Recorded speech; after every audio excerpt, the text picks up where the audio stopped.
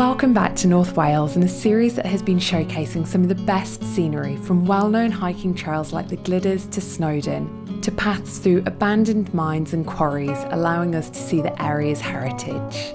We've also explored some of the coastline on Anglesey, taking in gorgeous lighthouses and a ruined brickworks. We've also got use out of our National Trust membership, having spent the day surrounded by a blaze of colour in Bodnant Gardens, and another day completing a National Trust's circular walk, which took in a gorge, a pretty village, and more remnants nodding back to the area's industrial past.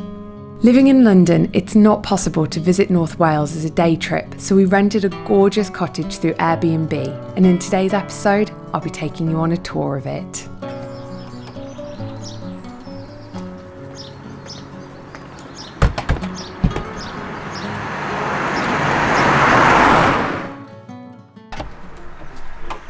Hi, and welcome to the cottage tour here in North Wales. Do you want to come on in?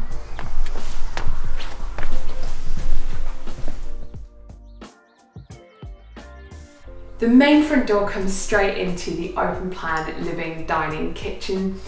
This living room is super cozy. I love the sofas that they've got in here because they're the reclining kind, and each day after we've got back from a long day out hiking, there's been nothing nicer than just chilling out, relaxing on them, reading like some of the books, looking at the maps to work out what kind of hikes we're going to be doing the next day. I don't think that these sofas are the prettiest of looking things, but to be honest, I would personally rather something that is a little bit uglier and much comfier, particularly in these sorts of holidays that we're doing. I love the fact that you've got the original brickwork around the fireplace mantle and actually taking up this entire wall. And because this whole area is built on slate, and hence why you've got all of the slate quarries, just in keeping with the local area, how you've got the slate up here.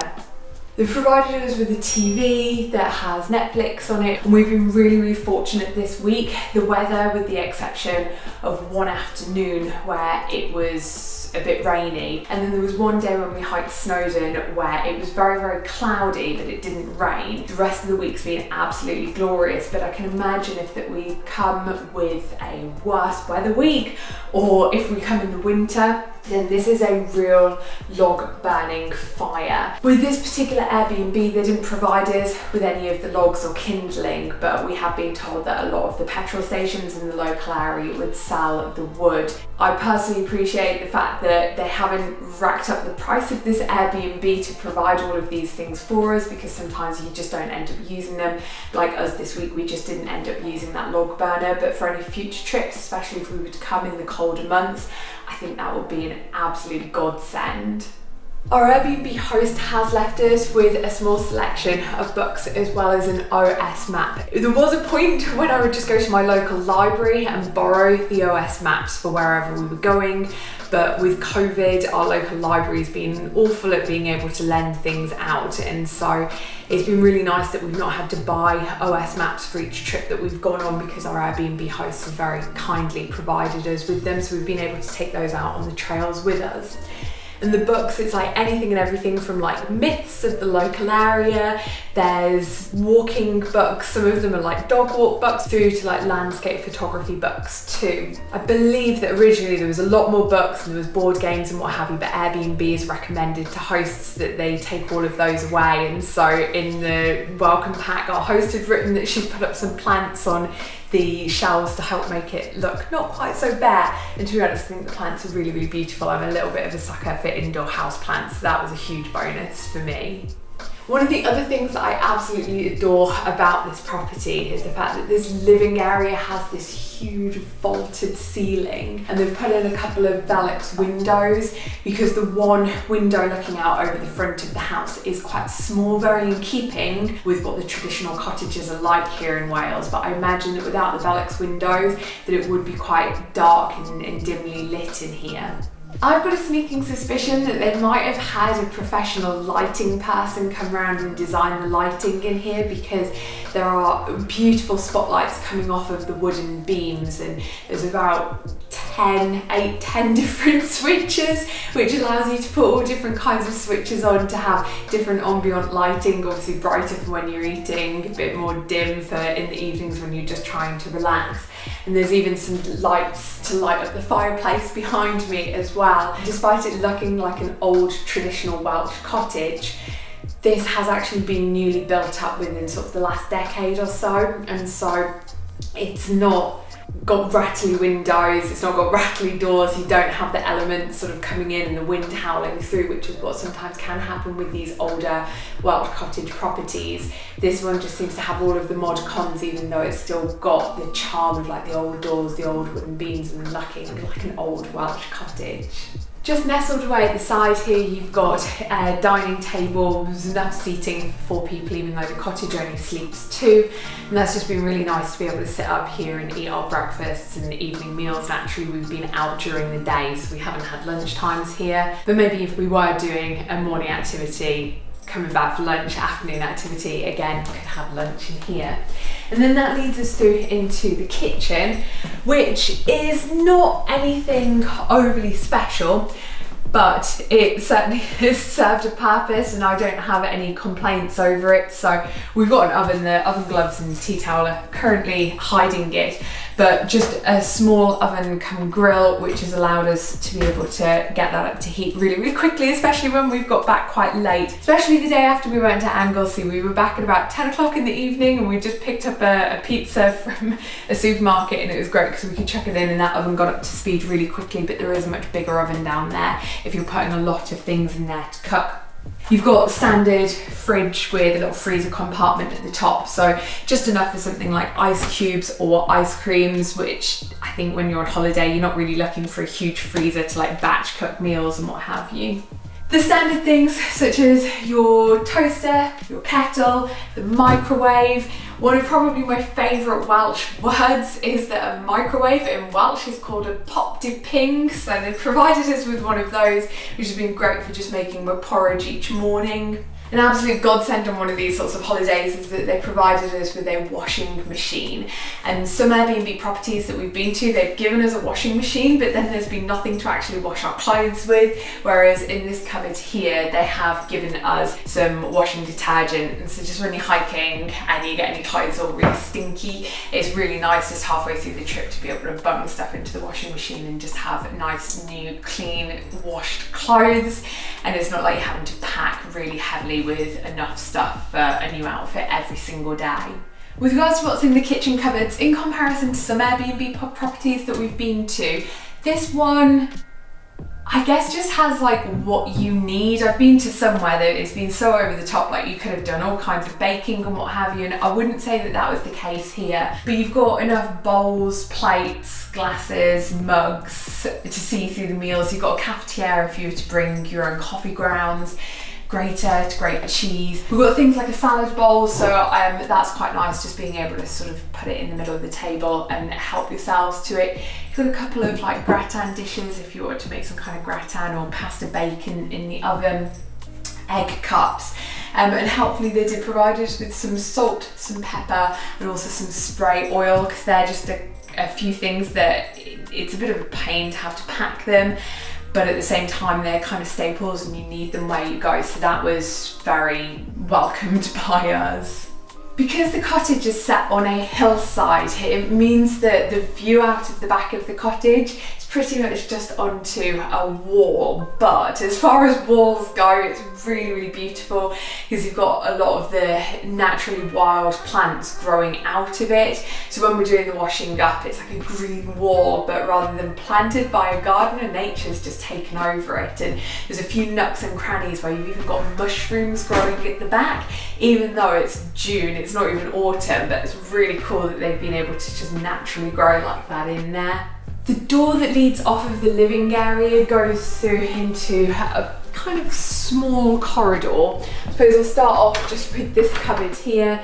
It's just got like all of the bits and pieces to keep it clean, like a ladder and what have you. So we've thankfully not had to use too much of that because we've not had much in the way of any accidents of making things dirty.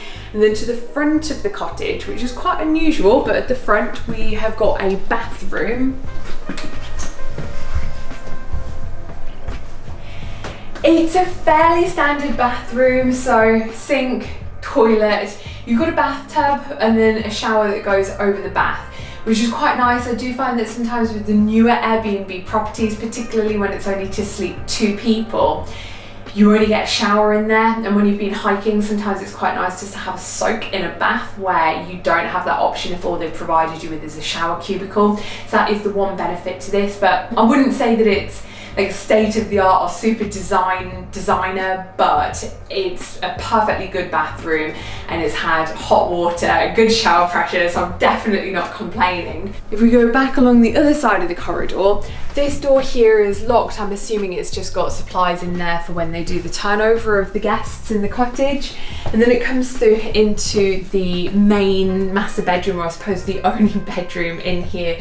You've got a really lovely big bed. I'm pretty sure that that's a king size bed. One of those things when you're booking an Airbnb property, it can look lovely, but when you turn up, if the mattress and the bed's really awful, it can lead to terrible night's sleeps. And this bed was super comfy, really great mattress, slept very well here. I love that you've got the chest of drawers on both sides, so you've got the ability to be able to get out of bed on both sides. Again, sometimes when it's like pushed up against the wall, it's not so great.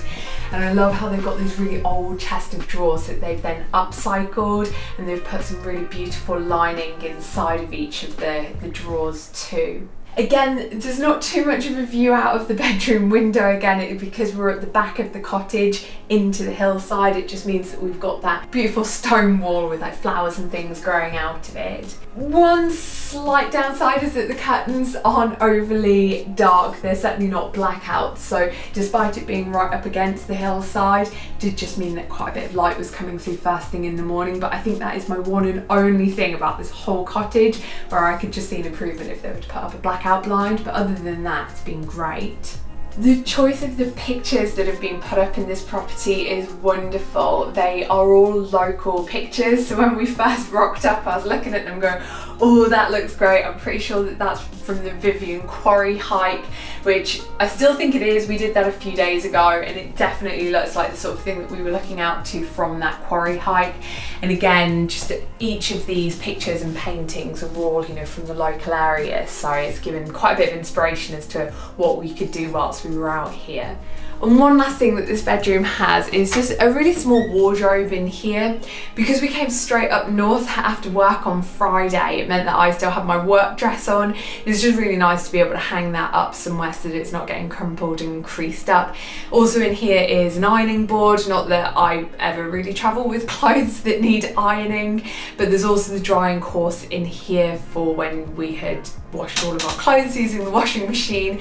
And if it does get really hot here, I mean, the temperature has been beautiful. We've not had to have the fire on, we've not had to have the central heating gone, but at the same time we've not needed the fan, but there is a fan in there should it get super hot in the cottage.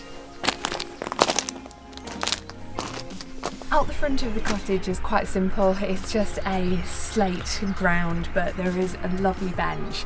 And because it's west facing, as I say, we're on the hill slopes away at the front of the house, so you've just got some of the most amazing views, and the sunsets that we've been treated to. It's again just been really nice to either be lounging out on those recliner sofas indoors, or sitting out on this bench, just again reading up on some of the hikes we could do the next day, a bit of map planning or route planning, just sitting out having a cup of herbal tea whilst watching the sun go down. It's a really beautiful space, even though it is quite small. On the other side of the front door, sadly there wasn't really anywhere that the things like the recycling and the bins could get put, so it does spoil the view just a little bit. I did think in comparison to our own council, who for all of the different recycling, they've given us different bins of the same size. When I first turned up, I thought, oh, this is really neat and tidy. But since actually having stayed here for a full week, every time that we've had to come out and recycle something, unless it's been going in that top one, it's been really frustrating that you have to take them all off to be able to get to the lower ones. So I think I do actually prefer our local council system to what they've got here. If you live in the UK and you've got a recycling system either like this one or like another one, I'd love to know what you think of your recycling system. Let me know in the comments below. The final bit of outdoor space is out the back. It's a little bit more narrow than the space at the front of the property, but it is, I suppose, just a little bit more private and a little bit more enclosed, so you could hang out laundry here and not worry about someone stealing it. And you can see getting out here up close and up front to all of the mosses and the flowers that are growing off of here. We've realised that the house does have like a terrace up there, but it's not in use, and there was a staircase that was coming down just in front of me here. And so we were saying, how would you get up there? And we've realised that that's where it is. They've fenced it all off. And then inside of here, I've been looking out to it all week, being like, oh, I wonder what all of that wood is in there. And I've realised it's all of the wood from the staircase, but that was never part of the Airbnb listing. We didn't even realise that something like that was up there. And that pretty much concludes the actual tour of the Airbnb property. But what I would say is that it's wonderfully situated in Snowdonia National Park. Whilst we've been here, we've had really quick and easy access to the likes of Anglesey Island, to the Welsh Cottage, to be able to hike things like the Gliders, and had we wanted to, Travan. The slate quarry trails were not even 5 minutes drive, just further up the road, further up this hill that we're on. And then with a little bit of a longer drive, we've also had access to things like the National Trust's Bodmin Gardens. We've been able to drive down to Patio, and we've also been able to hike Connect. So it is really, really well situated, and I'd be more than happy to come back and stay here again. I hope to come back and stay here again, because I feel like we've barely even scratched the surface of this area. And if by any chance you're watching this video because you're trying to look for somewhere that you can stay, if you like the look of it, I would definitely give it 2 thumbs up. Go ahead and book it. I will leave a link to this property in the comments section below.